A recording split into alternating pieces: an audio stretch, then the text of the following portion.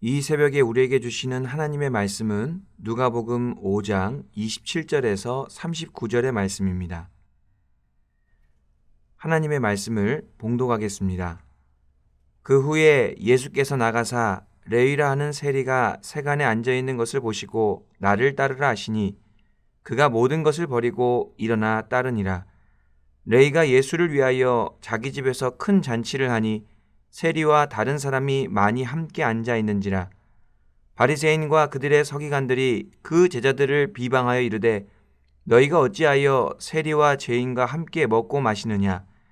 예수께서 대답하여 이르시되 건강한 자에게는 의사가 쓸데없고 병든 자에게라야 쓸데있나니 내가 의인을 부르러 온 것이 아니요 죄인을 불러 회개시키러 왔노라. 그들이 예수께 말하되 요한의 제자는 자주 금식하며 기도하고 바리새인의 제자들도 또한 그리하되 당신의 제자들은 먹고 마시나이다. 예수께서 그들에게 이르시되 혼인집 손님들이 신랑과 함께 있을 때에 너희가 그 손님으로 금식하게 할 수 있느냐. 그러나 그날에 이르러 그들이 신랑을 빼앗기리니 그 날에는 금식할 것이니라. 또 비유하여 이르시되 새 옷에서 한 조각을 찢어 낡은 옷에 붙이는 자가 없나니 만일 그렇게 하면 새 옷을 찢을 뿐이요 또 새 옷에서 찢은 조각이 낡은 것에 어울리지 아니하리라. 새 포도주를 낡은 가죽 부대에 넣는 자가 없나니 만일 그렇게 하면 새 포도주가 부대를 터뜨려 포도주가 쏟아지고 부대도 못 쓰게 되리라. 새 포도주는 새 부대에 넣어야 할 것이니라. 묵은 포도주를 마시고 새 것을 원하는 자가 없나니 이는 묵은 것이 좋다 함이니라. 아멘. 오늘은 함께하는 비결, 어울림이라는 제목으로 하나님 말씀 전하고자 합니다. 누가복음 5장은 예수님의 갈릴리 초기 사역을 기록하고 있습니다. 예수님께서 공생애를 시작하시면서 예수님과 함께 갈 사람들을 부르고 계십니다. 먼저 예수님께서는 제자로서 함께할 사람들로 어부였던 베드로, 야고보, 요한을 부르셨습니다. 그리고 예수님의 치유와 용서 사역에 함께할 사람들로 나병 들린 사람과 중풍병자를 만나셨습니다. 마지막으로 오늘 본문에서는 예수님께서 세리와 죄인들을 부르시고 그들과 함께 하셨습니다. 예수님께서 함께하고자 했던 사람들은 낮은 신분의 어부들이었고 사람들이 꺼려하던 병든 자들이었으며 사람들이 미워하던 세리와 죄인들이었습니다. 놀랍게도 예수님께서 함께하고자 했던 사람들은 세상 사람들이 함께하기를 싫어하던 사람들이었습니다. 예수님께서는 그러한 사람들을 부르셔서 회개하게 하시고 함께 가셨습니다. 함께하기 위해 가장 중요한 것 중에 하나가 바로 어울림입니다. 오늘 말씀 36절 이하에서 예수님께서는 어울림의 중요성을 비유로 말씀하셨습니다. 36절 말씀입니다. 또 비유하여 이르시되 새 옷에서 한 조각을 찢어 낡은 옷에 붙이는 자가 없나니 만일 그렇게 하면 새 옷을 찢을 뿐이요 또 새 옷에서 찢은 조각이 낡은 것에 어울리지 아니하니라. 새 옷의 조각과 낡은 옷은 어울리지 않는다는 것입니다. 새 옷에서 한 조각을 찢어 낡은 옷에 붙이면 새 옷도 낡은 옷도 다 버리게 됩니다. 그 다음 37절에 보면 새 포도주와 낡은 가죽 부대는 어울리지 않기 때문에 함께 할 수 없다라고 말씀하십니다. 새 포도주는 새 부대와 함께 가야 합니다. 39절 말씀의 의미는 묵은 포도주에 길들여 있는 사람은 새 것을 원하지 않는다는 뜻입니다. 전통에 얽매여 있는 사람은 새로운 것과 어울리지도 않고 함께 갈 수도 없다는 뜻입니다. 그러므로 함께하기 위해서는 어울림이 필요합니다. 어울리고 조화를 이루어야 함께할 수 있습니다. 그렇다면 누가 새로운 시대를 열어가는 예수님과 함께하기에 어울리는 사람인가? 예수님과 함께하기에 어울리는 새 시대의 삶은 무엇인가? 말씀을 통해 살펴보고자 합니다. 첫 번째 질문입니다. 누가 새로운 시대를 열어가는 예수님과 함께하기에 어울리는 사람인가? 이 질문에 대한 답변이 31절, 32절 말씀에 나옵니다. 예수께서 대답하여 이르시되 건강한 자에게는 의사가 쓸데없고 병든 자에게라야 쓸데있나니 내가 의인을 부르러 온 것이 아니요 죄인을 불러 회개시키러 왔노라.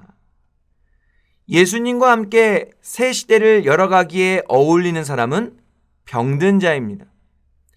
새로운 시대를 열어가는 예수님과 어울리는 사람은 회개해야 할 죄인입니다. 예수님께서 이렇게 말씀하실 때의 상황은 이러합니다. 예수님께서는 유대인들이 가장 미워하던 세리 레위를 찾아가셔서 제자로 스카웃하셨습니다. 예수님과 함께하게 된 레위는 주님을 위하여 자신의 집에서 큰 잔치를 배설하였는데 그 잔치에 참여한 사람들이 세리 레위와 함께 어울리던 죄인들이었습니다. 바리새인과 서기관들은 이러한 그림이 너무나 마음에 안 들었습니다. 그래서 예수님의 제자들에게 너희가 어찌하여 어울려서는 안 되는 사람들과 함께하냐고 비방했습니다. 함께해야 할 사람과 그렇지 않은 사람 사이에 명확한 선을 그은 것입니다. 바리새인과 서기관들이 보기에는 세리와 죄인들이 낡은 옷이었습니다. 세리와 죄인들은 새 포도주에 어울리지 않는 낡은 가죽 부대였습니다. 그런데 예수님의 판단은 어떠하십니까? 스스로 건강하다고 생각하는 사람들은 의사와 함께할 필요가 없다고 말씀하셨고 스스로 의롭다고 생각하는 사람들은 새 시대를 열어갈 예수님과 어울리지 않는다고 말씀하셨습니다. 예수님께서 보시기에는 스스로 건강하다고 스스로 의롭다고 생각하는 사람들이 낡은 옷과 낡은 가죽 부대였습니다. 결국 예수님과 함께 새 시대를 열어가기에 어울리는 사람의 기준은 내가 바리새인이냐 세리냐가 중요한 것이 아닙니다. 내가 지금 무슨 일을 하고 있느냐가 기준이 아니라는 것입니다. 또한 내가 그동안 얼마나 바르게 살아왔느냐 아니면 잘못 살았느냐도 그 기준이 아닙니다. 예수님과 함께하기에 어울리는 사람의 기준은 마음의 중심입니다. 내 마음의 중심에서부터 내가 예수님의 치유하심이 필요한 병든 자임을 인정하는가? 내가 정말 회개해야 할 죄인임을 고백하는가? 그 마음의 중심을 통해서 내가 낡은 가죽 부대가 될 수도 있고 새 부대가 될 수도 있습니다. 그러한 인정과 고백이 있다면 지금까지 내가 어떻게 살아왔든 내가 무슨 일을 해왔든 예수님과 함께 새로운 시대를 열어가기에 어울린다는 것입니다. 예수님과 함께 하기 위해서는 이러한 인정과 고백이 필요합니다. 자신의 병듦과 회개해야 함을 시인하는 사람이 구원자 되시는 예수님과 어울리는 사람입니다. 두 번째 질문입니다. 예수님과 함께하기에 어울리는 새 시대의 삶이란 무엇인가? 이 질문에 대한 답을 찾아보고자 합니다. 바리새인과 서기관들이 요한의 제자와 바리새인의 제자들은 자주 금식하고 기도하는데 예수님의 제자들은 왜 금식도 안 하고 먹고 마시느냐고 따졌습니다. 그랬더니 예수님께서 답변하십니다. 34절, 35절 말씀입니다.